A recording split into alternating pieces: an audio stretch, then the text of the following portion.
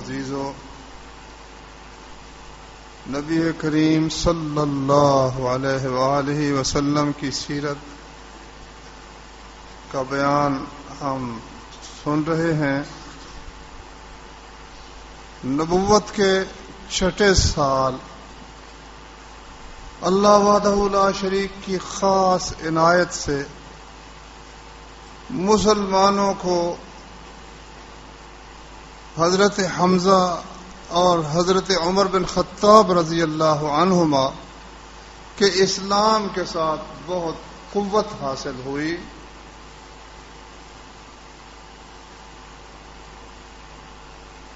عبداللہ بن مسعود رضی اللہ عنہ فرماتے ہیں، بخاری شریف میں ہے، ما زلنا عزتا منذ اسلم عمر، جب سے عمر مسلمان ہوئے پھر ہم غالب ہی ہوتے گئے، مسلمان بڑھتے ہی چلے گئے، اللہ کی توفیق سے ان کی عزت میں اضافہ ہوتا رہا۔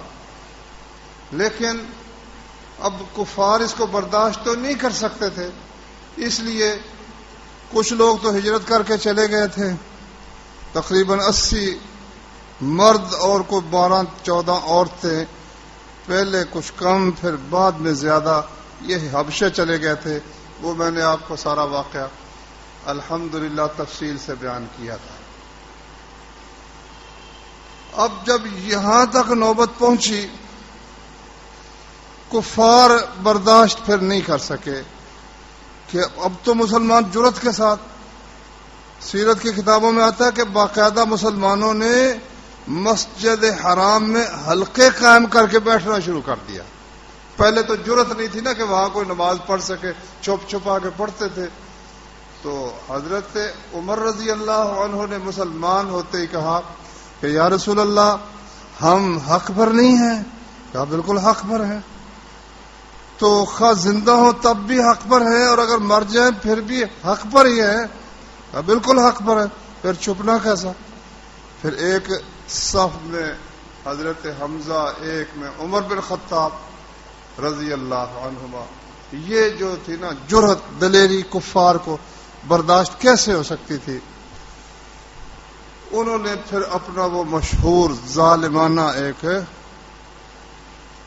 منصوبہ طے کیا، وہ یہ کہ اچھا ادھر رسول اللہ صلی اللہ علیہ وسلم کے چچا ابو طالب، وہ پوری طرح سے ان کی مدد پر کمر بستہ تھے، اور قبیلے کی محبت کی وجہ سے آپ کا قبیلہ بنو ہاشم جو مسلمان ہو چکے تھے یا کافر تھے، اسی طرح بنو مطلب، عبد مناف کے 4 بیٹوں میں سے 2 بیٹوں کی اولاد، ایک ہاشم کی اولاد جس میں رسول اللہ صلی اللہ علیہ وسلم تھے، ایک مطلب کی اولاد،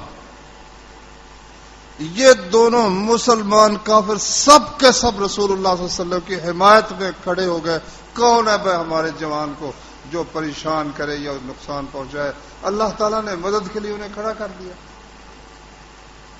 ایک ابو لہب جو چچا تھا رسول اللہ صلی اللہ علیہ وسلم کا، وہ اس نے ساتھ نہیں دیا، وہ ابو جہل اور وہ دوسرے ظالم تھے، انہی کے ساتھ وہ رہا۔ اب انہوں نے ایک معاہدہ طے کیا۔ معاہدہ یہ تھا کہ یہ بنو ہاشم اور بنو مطلب جب تک محمد کا ساتھ نہ چھوڑیں صلی اللہ علیہ وسلم، ان سے رشتہ ناتا ختم، لین دین ختم، ان سے بات کلام کرنا ختم، ایک دوسرے کے گھروں میں آنا جانا ختم، ان سے نہ کوئی چیز خریدنی ہے نہ ان کے ہاتھ کوئی چیز بیچنی ہے۔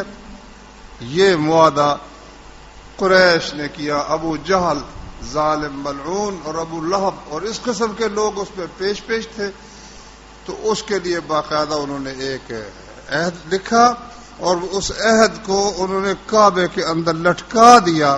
اس میں یہ لکھا تھا اللہ یناکحوہم، ان سے کوئی رشتہ ناتا نکاح کا نہیں ہوگا، ولا یبایعوہم، کوئی چیز ان کے ہاتھ ہم نہ بیچیں گے نہ ان سے خریدیں گے، نہ ان کو اپنے گھروں میں آنے دیں گے، نہ ان کے گھروں میں جائیں گے، اور نہ ان سے کلام ہی کریں گے جب تک کہ یہ محمد صلی اللہ علیہ وسلم کو ہمارے سپرد نہ کر دیں۔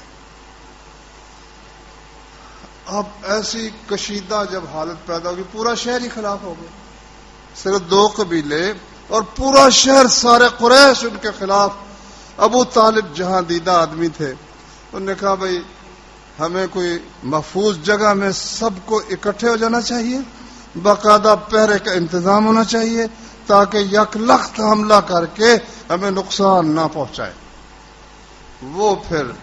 وہ گھاٹی مشہور ہے، آپ نے بھی سیرت کی کتابوں میں، ہم نے بھی پڑھی، سکول کی کتابوں میں تھی۔ تو اب تو بھائیوں عجیب معاملہ ہے، میں نے پچھلے دنوں جرار میں دیکھا کہ کس طرح سے ایک ظالم کو لا کر پنجاب کی حکومت نے بٹھا دیا، اس یہودی ہے یا کیا انگریز، اس نے چن چن کر جہاں رسول اللہ کا ذکر آ رہا ہے صلی اللہ علیہ وسلم، سیرت کا کوئی ذکر آ رہا ہے، اس کو نکال کر کہیں کوئی مزاحیہ کہانی لگوا دی ہے، کہیں کوئی عشق عاشقی کی کہانی لگوا دی ہے، کہیں کوئی سائنس کی بات لگا دی ہے، کہیں ریاضی کی۔ بھائی سائنس کے لیے الگ کتابیں موجود ہیں، ریاضی کے لیے الگ کتابیں موجود ہیں، وہ آپ اردو کی کتاب میں سے جو ہماری اسلاف ہیں صحابہ کرام ان کے حالات نکال کر اس طرح کو کسی کافر کا کسی موجد کا نام اس نکال کر اسلام اور مسلمانوں سے بے بہرا کرنے کے لیے یہ کام پنجاب میں ہوا، اور آخری مہر اس پر لگا دی کہ پنجاب کا رہنے والا نہ اردو میں پڑھ سکے گا نہ پنجابی میں پڑھ سکے گا، وہ انگریزی میں پڑھے گا۔ تو دیکھو کتنا فرق ہوتا ہے، آپ نے اور ہم نے بھی الحمدللہ یہ باتیں تو سکول کی کتابوں میں پڑھی ہیں، شیب ابی طالب ہم نے پڑھی ہے الحمدللہ، اسی طرح سے یہ رسول اللہ صلی اللہ علیہ وسلم کی ہجرت کا قصہ ہم نے سکول کی کتابوں میں اللہ کی توفیق سے پڑھا ہے۔ تو یہ ملک اللہ کا عطا کردہ، تو اللہ کے دین کے لیے ہمیں اللہ نے عطا کیا تھا، اس میں چن کر، اور ظاہر کیا ہو رہا ہے جی ہم ملک کے بڑے خیر دیکھو ہم نے فلاں بنا دیا فلاں، تم لاکھ بنا دو، جب مسلم ہی نہ رہا میرے بھائی، مسلمان ہی نہ رہا تو کیا فائدہ سڑکیں بن بھی جائیں یا کوئی تم نے کچھ کر بھی لیا، جب کافروں کے ساتھ ہی مل گئے انہی کی روش اختیار کر لی تو اس سے کیا حاصل ہوا۔ تو بہرحال یہ بات درمیان میں آ گئی، مقصد یہ تھا کہ ہم نے سکول میں بھی پڑھا ہے اور سیرت کی کتابوں میں لکھا ہے کہ ابو طالب جو ان کے سب کے بڑے تھے، 80 کے قریب ان کی عمر ہو چکی تھی، اس وقت 77 کے قریب تھے، 77 برس کے ابو طالب تھے، تو انہوں نے سب کو ساتھ لے کر شیب ابی طالب اس کو کہتے ہیں، اس گھاٹی میں پناہ لی، وہاں اپنے رہنے کی کوئی جگہ بنا کر وہاں رہائش اختیار کر لی، اور وہ 3 سال تک یہ ظالمانہ معاہدہ وہ برسر عمل رہا، کافر اس پر عمل کرتے رہے، اور نہ وہ یعنی نہ گفتگو نہ کوئی کلام نہ آنا نہ جانا، کھانے کی چیز وہاں جانے نہیں دیتے تھے ظالم، بھوک سے بچے بلکتے روتے، عورتوں کی آوازیں آتی، مگر وہ ایسے سنگ دل کہ کسی کو ادھر جانے نہیں دیتے تھے۔ پھر ان کی زندگی کیسے بسر ہوتی تھی، وہ 2 ہی صورتیں تھیں، ایک تو یہ کہ حرمت والے مہینے جو تھے 4 مہینے، حج کے 3 مہینے اور رجب، ان میں عرب کا ایک دستور چلا آ رہا تھا دین ابراہیم علیہ السلام کا کہ وہ امن کے مہینے ہیں، ان میں کوئی کسی کو کچھ نہ کہے، ان دنوں میں پھر وہ امن میں ہو جاتے، کوئی کھانے کے لیے چیزیں خرید لیتے، نبی کریم صلی اللہ علیہ وسلم بھی نکلتے اور حج کے لیے جو لوگ آئے ہوتے ان کو دعوت بھی دیتے، کچھ چیزیں خرید بھی لیتے، اور عام حالات میں شہر کا بندہ کوئی چیز ان کے ہاتھ نہیں بیچتا تھا، باہر سے جو لوگ آتے کوئی غلہ لے کر چیزیں لے کر ان سے وہ لوگ خریدتے، مگر وہ ابو جہل اور اس کے ظالم ساتھی وہ ہر حال میں زیادہ سے زیادہ قیمت دے کر ان سے خرید لیتے تاکہ وہ ان کے ہاتھ فروخت نہ کر سکے۔ یہ بڑا مشکل مرحلہ تھا جو ابو طالب پر اور رسول کریم صلی اللہ علیہ وسلم پر اور آپ کے خاندان پر گزرا، اور اس میں خطرہ اتنا تھا کہ کسی وقت بھی وہ کوئی اغوا کر سکتے تھے، قتل کر سکتے تھے، رسول اللہ صلی اللہ علیہ وسلم کو شہید کر سکتے تھے، مگر ابو طالب اس سلسلے میں اس قدر وہ ہوشیار تھے اور اس قدر فکر مند تھے کہ نبی کریم صلی اللہ علیہ وسلم کو کہتے کہ بھئی تم اپنے بستر پہ سو جاؤ، ان کے بستر پہ سلا دیتے، تاکہ لوگ یہ سمجھیں کہ محمد اپنے بستر پر ہیں صلی اللہ علیہ وسلم، تاکہ اگر کوئی کارروائی کرنا چاہے تو اس کو علم اپنے بستر پر ہے۔ جب رات کا کچھ وقت گزرتا تو نبی صلی اللہ علیہ وسلم کو وہاں سے اٹھا کر کسی اور بستر میں بھیج دیتے، خود لیٹ جاتے، اپنے کسی بھتیجے کو یا کسی عزیز کو وہاں لٹا دیتے۔ اللہ کی مرضی ہے۔ ایک کافر کو کھڑا کر دیا، ایسی اس کے دل میں محبت پیدا کر دی کہ جس کی مثال نہیں ملتی، جس طرح کی محبت اللہ تعالیٰ نے ابو طالب کے دل میں رسول اللہ صلی اللہ علیہ وسلم کے لیے پیدا کر دی۔ تو ایک تو یہ تھا باہر سے آنے والوں کو کوئی چیز خرید لی حرمت کے مہینوں میں، اور کچھ آخر رشتہ داریاں تھیں، کئی خواتین لڑکیاں بیاہی ہوئی تھی بنو ہاشم کی دوسرے خاندانوں میں، دوسرے خاندانوں کی ادھر بیاہی ہوئی تھی، تو سب کے سب اس پر متفق نہیں ہوئے۔ بے شک وہ کعبے میں بھی لٹکا دیا گیا، لیکن کیونکہ جن کا بدماش جو ہوتے ہیں نا وہ اپنی کر لیتے ہیں، دوسرے لوگ کرنا بھی چاہے بول نہیں سکتے، لیکن ان کو دل سے یہ بات گوارا نہیں تھی، مگر کر کچھ نہیں سکتے تھے، کیونکہ جن کے ہاتھ میں باغ ڈور تھی اس قوم کی رہنمائی اور قیادت کی، وہ بڑے سنگ دل اور ظالم قسم کے لوگ تھے۔ اب ان میں سے ایک صاحب کو، ہشام ان کا نام لکھا ہے الرحیق المختوم میں، خیال پیدا ہوا کہ ہم کھاتے بھی ہیں پیتے بھی ہیں، جہاں چاہتے آتے جاتے ہیں، اور یہ بیچارے بنو ہاشم 3 سال گزر گئے، بنو مطلب یہاں قید ہے ایک حساب سے، تو یہ تو بڑی زیادتی کی بات ہے۔ وہ ایک اور صاحب کے پاس گیا، ان کا نام تھا زہیر، اور اس کی امی جو تھی نا وہ نبی صلی اللہ علیہ وسلم کے دادا عبد المطلب کی بیٹی تھی، عبد المطلب کی بیٹی تھی، نبی صلی اللہ علیہ وسلم کی پھوپھی ہوگی نا عاتقہ، اس کا وہ بیٹا تھا۔ کہتا ہے زہیر یار یہ کوئی بات ہے، تیرے ماموں ہیں، تیری ماں اس خاندان کی ہے، اور وہ کھانے کو ترس رہے ہیں، کھانے کی چیز کوئی وہاں جانے نہیں دیتا، بیمار ہے کوئی ان کو علاج نہیں کرانے دیتا، ہم عیش و عشرت کر رہے ہیں۔ کہتے تکلیف تو مجھے بھی بہت ہے، مگر میں بندہ اکیلا، میں کیا کر سکتا ہوں؟ کہتا میں بھی تمہارے ساتھ ہوں، 2 ہو گئے۔ کہتے ایک تیسرا تلاش کرو۔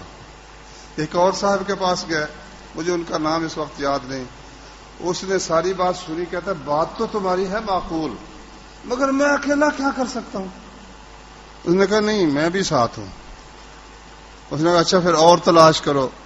پھر وہ مطعم بن عدی کے پاس گیا، مطعم بن عدی نے بھی ساتھ دیا، 5 7 10 بندے جب اکٹھے ہو گئے نا تو آگے لگایا انہیں زہیر کو، جو کہ بھانجا تھا بنو ہاشم کا، ان کی والدہ بنو ہاشم سے تھی۔ اس نے حلہ پہنا، خوب لباس خوبصورت پہن کر صبح کی وقت گیا، بیت اللہ کا طواف کیا، طواف کر کے جہاں بندے بیٹھے تھے کہتا ہے بھائی بات سنو، حد ہو گئی ہے ظلم کی کہ ہمارے عزیز ہیں، ہمارے رشتہ دار ہیں، ان کو کھانے کے لیے کچھ نہیں ملتا، ہم نے ان کا ایسا زبردست بائیکاٹ کر رکھا ہے، مجھے یہ بالکل برداشت نہیں، میں اس کو نہیں مانتا، اس معاہدے کو نہیں مانتا۔ ابو جہل بھڑک ہوتا، کہتا ہے نہیں کیوں نہیں مانتا، ماننا پڑے گا۔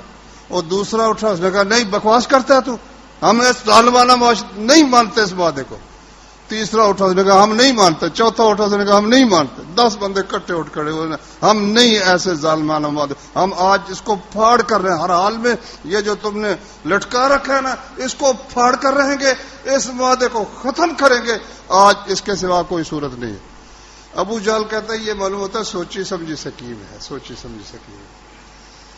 الرحیق المختوم میں لکھا ہے کہ ابو طالب بھی آئے ہوئے تھے، اور ان کو رسول اللہ صلی اللہ علیہ وسلم نے کو اللہ کے بتانے سے بتا دیا تھا کہ وہ معاہدہ جو ہے نا اس کو دیمک کھا چکی ہے، وہ باقی بھی نہیں رہ گیا پوری طرح سے۔ وہ بھی یہ سارے سن کے قریب آ گیا، کہتا ہے بھائی بات یہ ہے کہ وہ جو معاہدہ ہے اس کو دیکھو، میرے بھتیجے نے یہ کہا ہے کہ وہ نہیں ہے باقی، اگر اس کی بات سچی ہوئی تو پھر تم مان لو۔ وہ پھر ایک صاحب اٹھے ان میں سے جو توڑنے والے تھے، اس نے جا کر دیکھا صرف اللہ کا نام جہاں تھا بسمک اللہم، وہ بسم اللہ الرحمن الرحیم نہیں لکھتے تھے، وہ لکھتے تھے بسمک اللہم، اے اللہ تیرے نام کے ساتھ۔ تو وہ اللہ کا نام جہاں جہاں باقی تھا وہ باقی رہ گیا، اب باقی دیمک اس کو سارے کے سارے کو کھا چکی تھی۔ انہوں نے کہا بھائی آج سے وہ معاہدہ ہم ختم کرتے ہیں، وہ معاہدہ نہیں ہے، کسی قسم کا بائیکاٹ نہیں ہوگا۔ اللہ اکبر، اب بائیکاٹ تو ختم ہو گیا، لیکن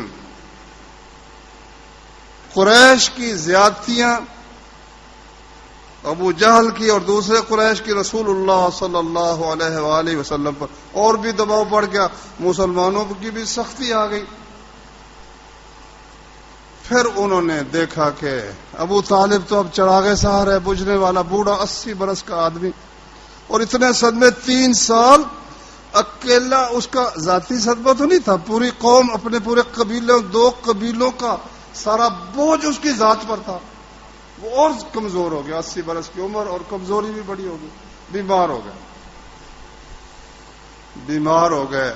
تو انہوں نے مشورہ کیا، قریش نے، بات یہ ہے کہ یہ ہمارے لیے بن جانا تان کہ جب تک ابو طالب زندہ رہا تم کچھ نہ کہہ سکے، جب فوت ہو گیا پھر تم نے ہاتھ اٹھایا محمد پر، تو ایک دفعہ ہم پھر ابو طالب سے بات کرتے ہیں۔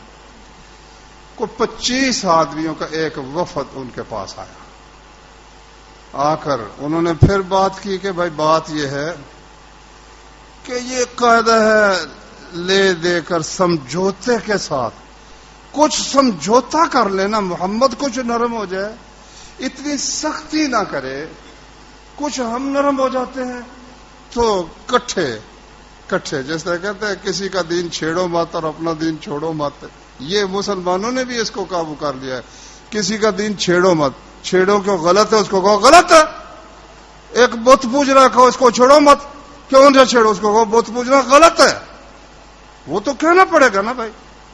اب وہ یہی کہتے تھے کسی کا دین چھیڑو مت اور اپنا چھوڑو مت۔ نبی کریم صلی اللہ علیہ وسلم کو ابو طالب نے بلوا لیا، کہتا بھتیجے یہ آئے ہیں، یہ ان کا تقاضا ہے کہ تم کچھ نرم ہو جاؤ، کچھ یہ نرم ہو جاتے ہیں، پہلے بھی بات ہوئی تھی۔ اب پھر نبی کریم صلی اللہ علیہ وسلم نے فرمایا میں تمہیں اس سے اچھی بات نہ بتاؤں؟ کہتے بتاؤ۔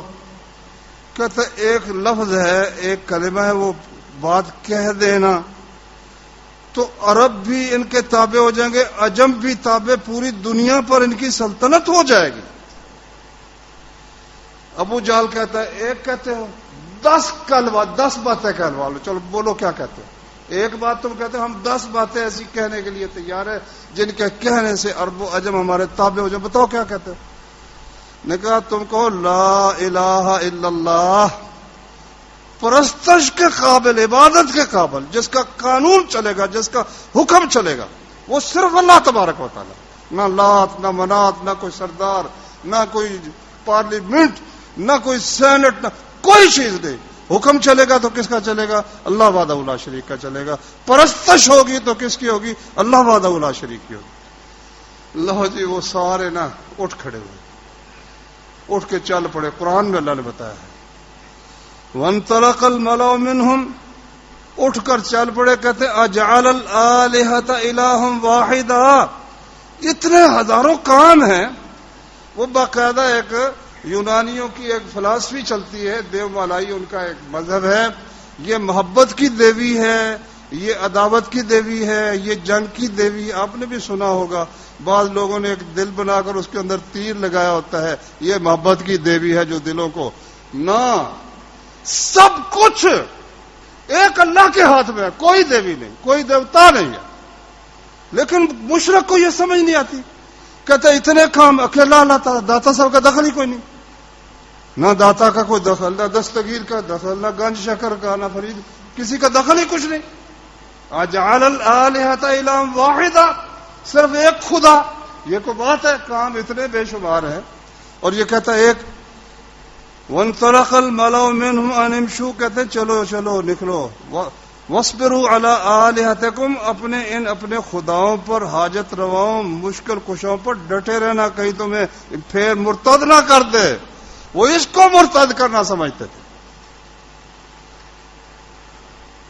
نبی کریم صلی اللہ علیہ وسلم پر پھر اور زیادہ مشکلات آنے لگیں۔ پھر اللہ تبارک و تعالیٰ کی مرضی ہے نا، جیسے چاہتا ہے کرتا ہے۔ اللہ نے اپنے نبی کو کئی سہارے دیے، مگر ایک ایک کر کے ہر سہارا ختم کیا۔ پہلے باپ سر پر ہی نہیں تھا نا، وہ پہلا سہارا تو اللہ تعالیٰ نے اس کا ممنون احسان حضرت محمد صلی اللہ علیہ وسلم کو ہونے دیا ہی نہیں نا، کہ ان کا احسان آپ پر ہو۔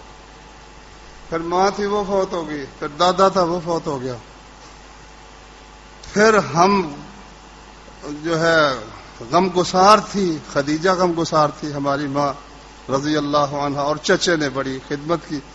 اللہ تعالیٰ نے کہا میں کوئی سہارا جو ہے ظاہری سہارا وہ بھی میں نہیں رہنے دینا چاہتا، تاکہ یہ بات نہ رہ جائے کہ فلاں کے سہارے پہ محمد پھر رہے ہیں صلی اللہ علیہ وسلم۔ لو تقریباً 6 مہینے گزرے وہاں سے نکلے ہوئے شیب ابی طالب سے کہ وہ بیمار ہو گئے، ابو طالب بہت سخت بیمار ہو گئے۔ تو آخری وقت تھا، یہ صحیح بخاری کی حدیث ہے۔ کئی لوگ کہتے ہیں جی ابو طالب مسلمان تھا، ابو طالب مسلمان تھا، خصوصاً شیعہ حضرات جو ہے نا، شیعہ حضرات اس پر بڑی بڑی کتابیں بھی انہوں نے لکھی۔ اتنی موٹی ایک کتاب ہے، اس کا نام ہے مؤمن و آل قریش۔ قریش میں سے جو مومن تھا، جس طرح موسیٰ علیہ السلام کے زمانے میں وہ ایک جب فرعون اور اس کے لشکریوں نے طے کر لیا کہ موسیٰ کو قتل کر دو اور یہ جس کو بلانا چاہتا ہے اپنا رب کو بلا لے، اس وقت ایک آدمی تھا، قال رجل مؤمن من آل فرعون یکتم ایمانہ، فرعون کے لشکری آل میں سے ایک بندہ تھا، مومن تھا مگر اپنا ایمان چھپاتا تھا۔ اس نے کہا تقتلون رجلا ان یقول ربی اللہ، اس لیے قتل کرتے ہو کہ ایک بندے کو کہتا میرا رب اللہ ہے، بھلا یہ کوئی جرم ہے اس کا؟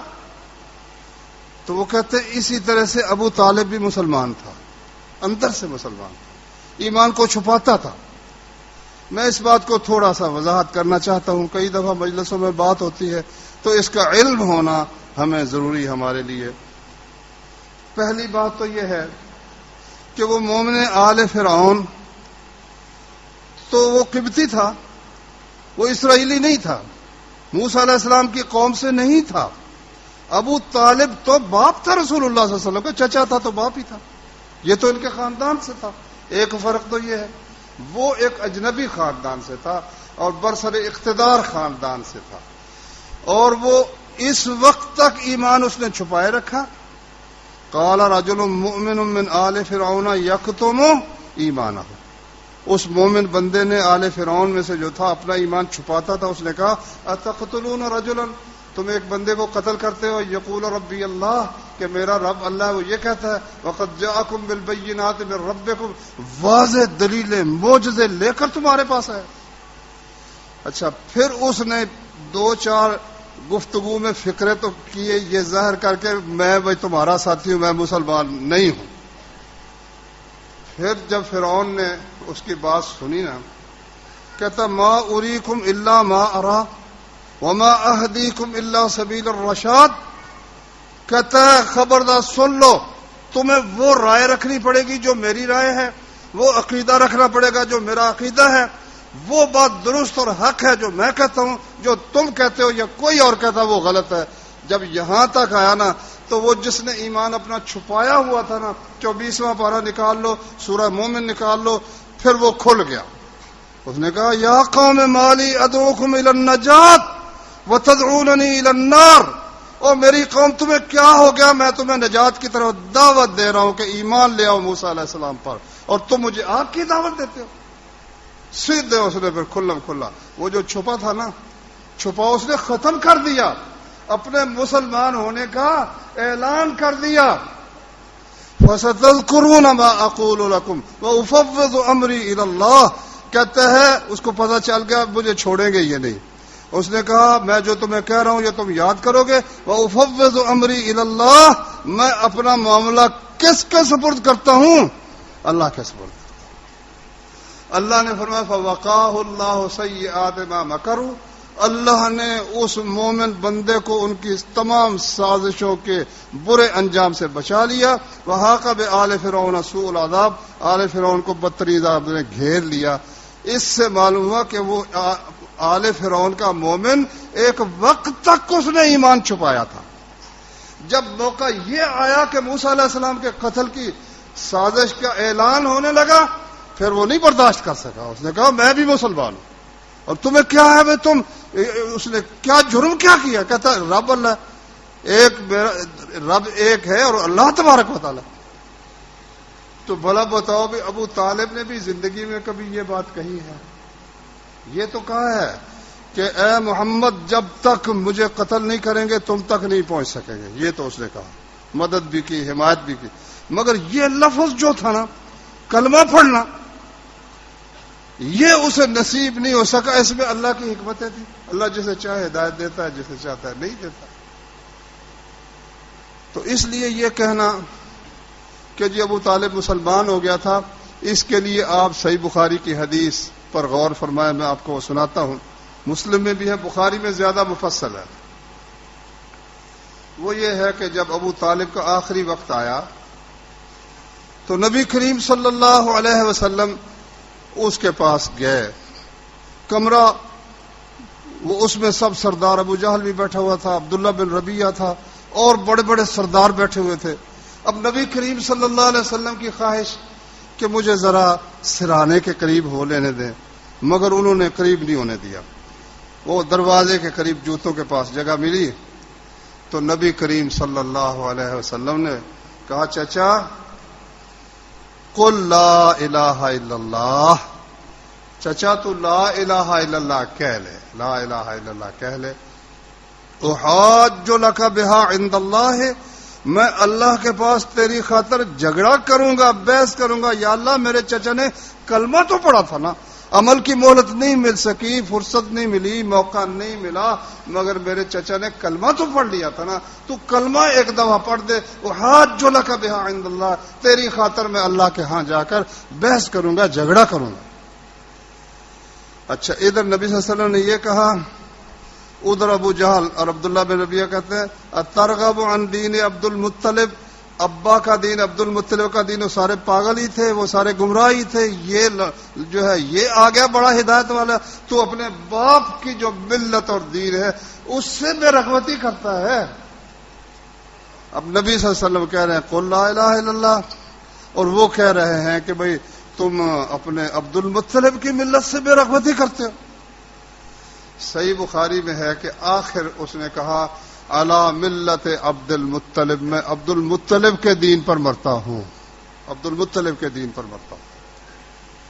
اچھا یہاں پھر ایک بات ہمارے بھائی کرتے ہیں, وہ یہ ہے کہ بھئی عبد المطلب دین ابراہیم پر تھا, یہ قریش جو تھے دین ابراہیم پر تھے, ابراہیمی دین پر تھا وہ, تو اس نے کیا برا کیا ابو طالب نے جو کہا میں عبد المطلب کے دین پر مرتا ہوں؟ وہ دین ابراہیم پہ فوت ہوا ہے, مسلمان تھا. اچھا لیکن اس کا جواب اس صحیح بخاری کی حدیث میں ساتھ ہی موجود ہے. اس نے کہا علی دین عبد المطلب و ابا ان یقول لا الہ الا اللہ, اس نے کہا میں لا الہ نہیں کہتا. یہ کہہ دیا اس نے, مرتے وقت اس نے کہا میں لا الہ الا اللہ نہیں کہتا. اب بتاؤ کس طرح کہو گے مسلمان ہے؟ ابا ان یقول لا الہ الا اللہ, اس نے لا الہ کہنے سے انکار کر دیا. اگر عبد المطلب کا دین تھا بھی بالفرض تھا بھی, وہ ابراہیمی دین تھا, لیکن وہ دین ابراہیمی کیا تھا کہ کعبے کے متولی کون تھے؟ نبی صلی اللہ علیہ وسلم کا خاندانی تھا نا, اور 360 بت لا کے جہاں رکھے ہوئے تھے. ابراہیم علیہ السلام بت گر تھے کہ بت شکن تھے؟ اگر باپ بت شکن تھا بھی تو یہ گمراہ ہو جانے والی قوم بت پرستی میں مبتلا ہو چکی تھی. تو یہ کہنا کہ جی وہ عبد المطلب کے دین پر تھے, اور عبد المطلب جو تھے وہ بالکل توحید والے تھے, ابراہیم علیہ السلام کے دین پر تھے, یہ بات غلط ہے. کیونکہ اس صحیح بخاری میں الفاظ ہے کہ اس نے کہا میں دین عبد المطلب پہ فوت ہوتا ہوں. وہ ابا ان یقول لا الہ الا اللہ, اس نے لا الہ الا اللہ کہنے سے انکار کر دیا. اب اس کے بعد تو کوئی بات رہنے نہ جاتی. حدیث میں آتا ہے کہ اس پر پھر رسول اللہ صلی اللہ علیہ وسلم کو بڑا صدمہ ہوا, بڑا ہی صدمہ ہوا. یعنی اتنا شفیق, اتنا مہربان چچا, اور وہ کفر پہ مر گیا. نسائی میں ہے کہ رسول اللہ صلی اللہ علیہ وسلم نے علی کو کہا کہ چچا تیرے والد صاحب فوت ہو گئے، جاؤ جا کے ان کو دفن کر دو. تو اس میں تو الفاظ ذرا یہ بھی ان عمک الشیخ الضال قد مات، کہ تمہارے والد جو ہے وہ اسی گمراہی کی حالت میں فوت ہو گئے. اذهب فوار اباکا، جاؤ اپنے والد کو دفن کر دو. تو علی رضی اللہ تعالیٰ عنہ نے دفن کر دیا. اب رسول اللہ صلی اللہ علیہ وسلم کو بہت صدمہ ہوا. آپ نے اس کے لیے پھر دعائیں شروع کر دی، یا اللہ میرے چچا کو معاف کر دے، یا اللہ میرے چچا کو معاف کر دے. اور ادھر صدمہ بڑا.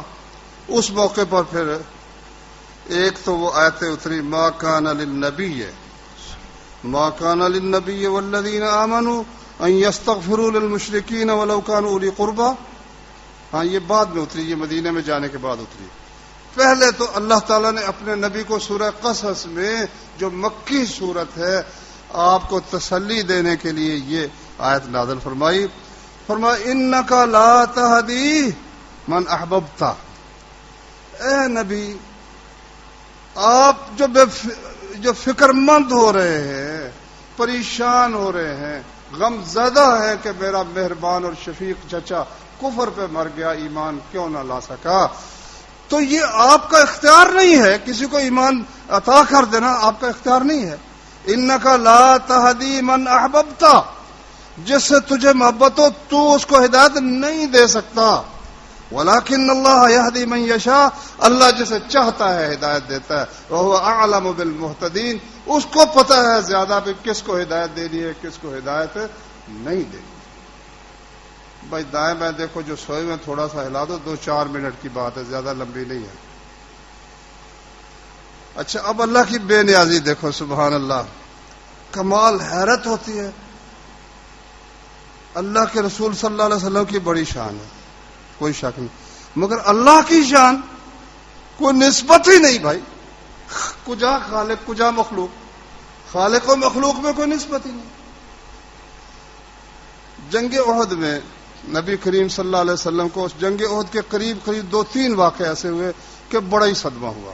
ایک تو 70 قاری بھیجے آپ نے، وہ 70 کے 70 ہی کافروں نے دھوکے سے شہید کر دیے، ایک بندہ ان میں سے بچا.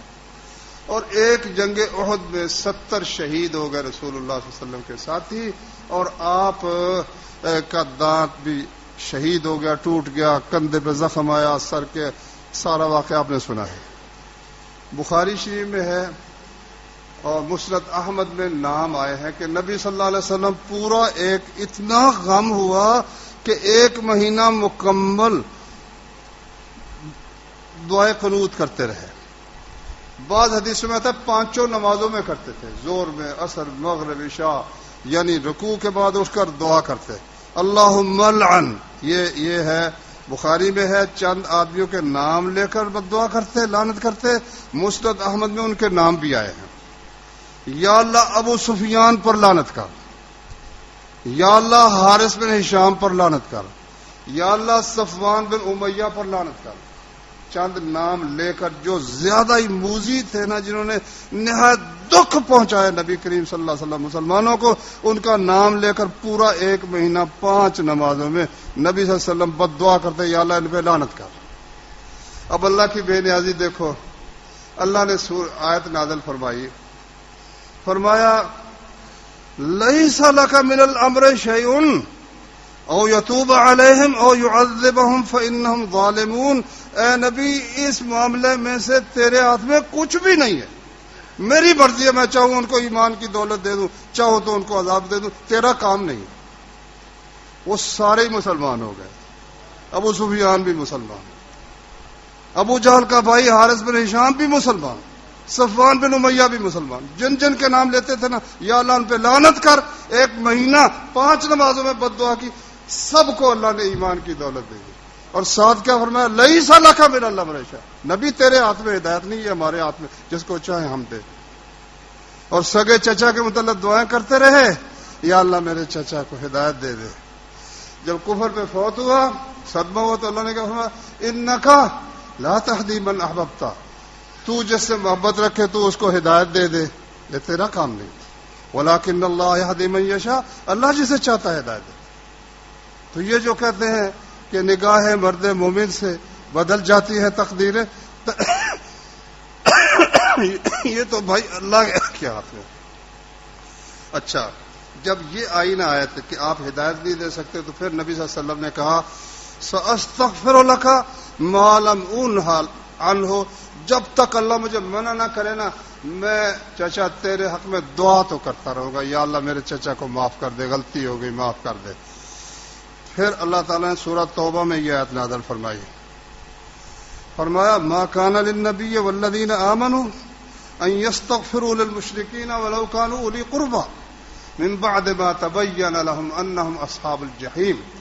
ایمان والوں کا اور نبی کا یہ کام ہی نہیں ہے کہ وہ مشرکوں کے لیے استغفار کریں کہ یا اللہ ان کو بخش دے، خواہ وہ کتنے قرابت دار بھی ہوں، لیکن زندگی ان کی زندگی میں دعا کر سکتے ہیں، لیکن جب طے ہو جائے کہ وہ کفر پر فوت ہو گئے اور وہ جہنمی ہو چکے، اب ان کے حق میں اس دعا کرنے کی اجازت نہیں ہے۔ اس دعا کی اجازت بھی اللہ تعالیٰ نے ختم کر دی کہ اب ان کے حق میں آپ دعا بھی نہیں کر سکتے۔ اللہ اکبر۔ لیکن بخاری شریف میں ہے کہ مجھے ان کا نام صحابی کا یاد نہیں، حضرت عباس نے، بھائی تھے نا ابو طالب کے، آپ کے چچا تھے، نے کہا یا رسول اللہ ابو طالب آپ کی بڑی خدمت کرتا تھا، حمایت کرتا، کچھ فائدہ بھی اس کو اس حمایت کا ہوا؟ کہا ہاں، مجھے امید ہے کہ میری شفاعت اس کو ملے گی اور وہ جہنم کا سب سے ہلکا عذاب اس کو ہوگا۔ اگر میں نہ ہوتا تو مشرک ہونے کی وجہ سے سب سے نچلے طبقے میں ہوتا، لیکن اب اس کو سب سے ہلکا ایک جوتا پہنایا جائے گا آگ کا، جس سے اس کا دماغ کھول رہا ہوگا۔ اللہ تعالیٰ معاف فرمائے، ہمیں ایمان پہ ہماری موت جو ہے وہ کرے۔ تو یہ، لیکن اس سے معلوم ہوا کہ مشرک کے حق میں شفاعت یہ تو ہو سکتی ہے کہ اس کا عذاب ہلکا ہو جائے، لیکن وہ جہنم سے نکل آئے۔ فرمایا ان اللہ حرمہما علی الکافرین انہ من یشرک باللہ فقد حرم اللہ علیہ الجنہ، جو اللہ کے ساتھ شرک کرے نا، اللہ نے اس پر تو جنت حرام ہی کر دی، جنت کے ساتھ اس کا کوئی تعلق نہیں۔ لیکن اگر کوئی توحید پر ہے، کتنے مرضی بھی گناہ کرتا ہے، چاہے اللہ ویسے معاف کر دے، چاہے سزا دینے کے بعد، پھر آخر کار اس کا ٹھکانہ انشاءاللہ العزیز اللہ کی وہ مہمانی کی جو جگہ ہے، سب سے عظمت والی، عزت والی وہ جنت ہے۔ اللہ تعالی ہم سب کو وہ عطا فرمائے، اللہ تعالی توفیق عطا فرمائے، قرآن و حدیث کو سمجھیں اور اس پر عمل کریں۔